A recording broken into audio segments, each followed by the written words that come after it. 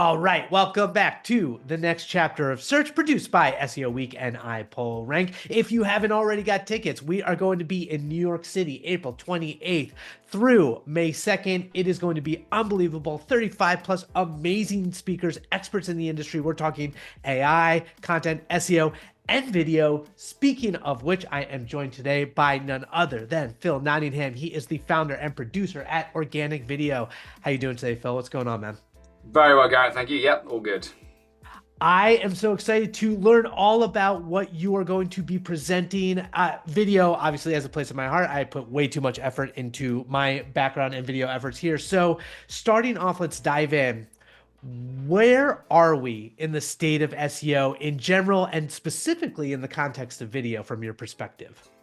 Yeah, so I guess SEO more broadly, I guess we're in kind of just a state of flux where there's just a lot of change and a lot of movement towards thinking about things differently. So I mean, I guess this has been true for a long time, but I'm seeing it more acutely now where so much of what companies are doing is kind of anchored in an existence that was 10, maybe even nearly 20 years old now.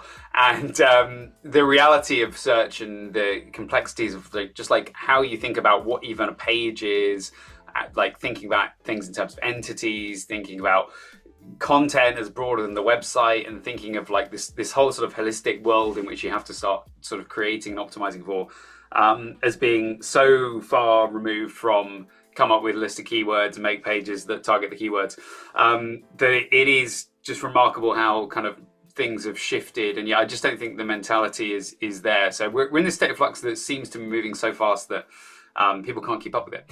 And with video, it's sort of, I suppose we're in an interesting moment where I think from a search standpoint, it's like video is just integral to search now. It's part of YouTube and even TikTok's ranking in search results.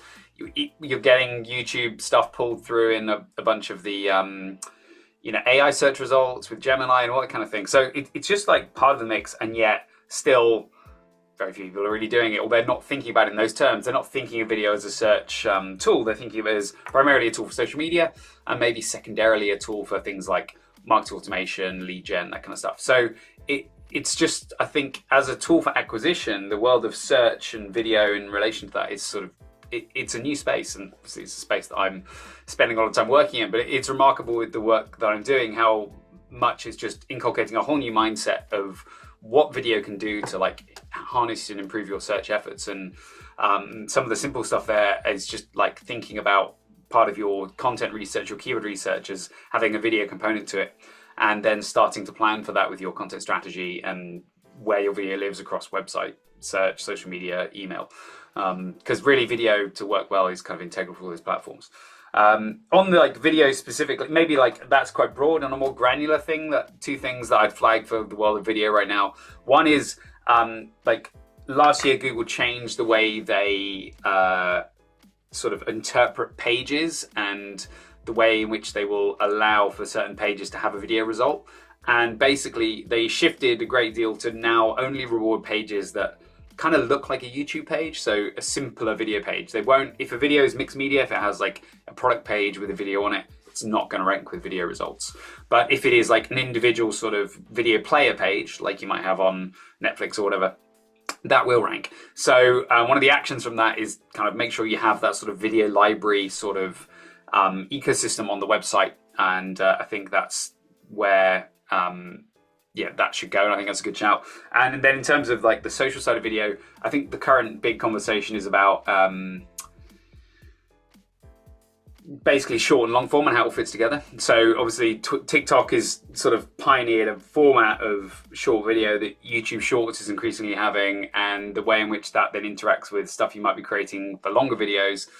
There's a real sort of, there's certain kind of lengths that different types of videos kind of require, and the way in which you need to think about that from a creative standpoint is quite interesting. So for example, here we are doing a kind of podcast format, that's pretty long form, but what we'll probably find is off the back of this, there's like clips that you might want to think about having as short form. And it's then that whole structure of, okay, we have a longer form asset, we then need to work out how to chop it up into clips. Those then go and serve as kind of shorts or subsequent videos, and then we have the long form video, and they need to kind of relate together and fit in. And the YouTube infrastructure is kind of becoming better at handling that sort of if you like, relational hierarchy between different content assets. And I think most of our thinking is a little bit still isolated on singular content assets. So there's a lot of thinking to be done there, I think, in terms of like the creative process for how you make something long, turn into something short, equally make something short, and then maybe there's longer versions of it, and how that all pieces together on the platform. So yeah, lots going on. Oh my goodness. And it's so good. And you gave us two really great actionable things out of that. One is having the library in the video, almost YouTube format for discoverability, and then the strategy around short-term and long-term. So that kind of leads right into your presentation, SEO week.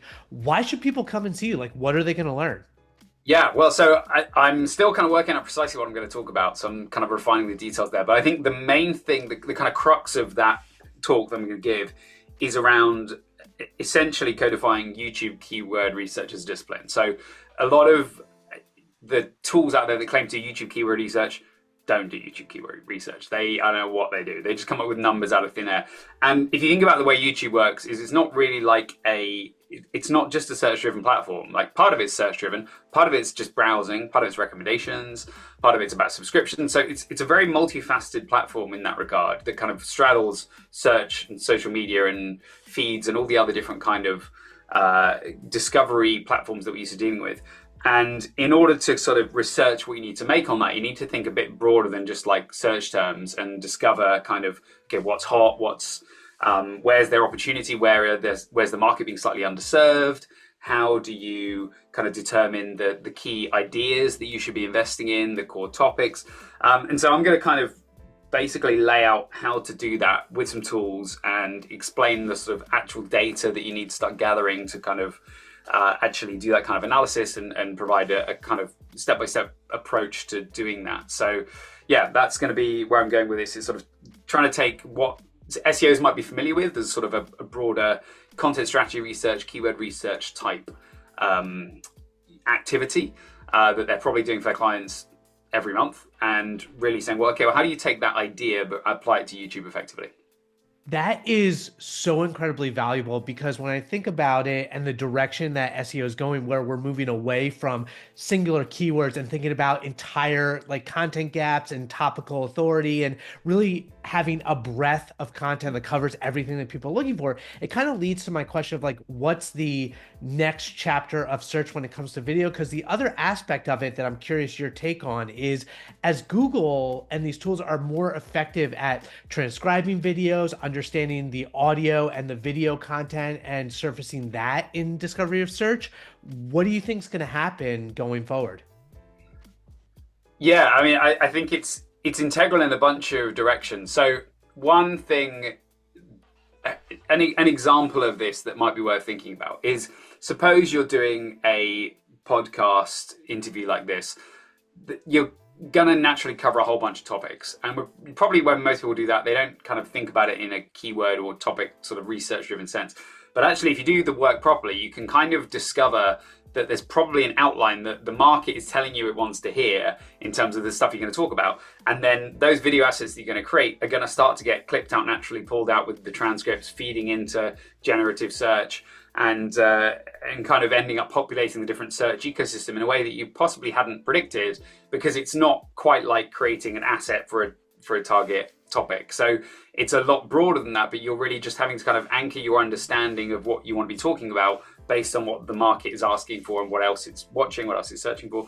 And just like the watch behaviors of audiences on YouTube will tell you a lot about what you should be making. And then you can feed that understanding back into your written content, into your website and all the rest of it. So I think it's just a very useful lens into kind of the world that can, feed into product marketing and broader SEO as well. It's so exciting. Thank you so much for your time. For anyone who hasn't gotten your tickets and wants to learn from Phil, make sure that you get your ticket for SEO Week in New York at the end of April. It's going to be unbelievable. Thanks for your time, Phil. I really appreciate it, man. My pleasure. Thank you.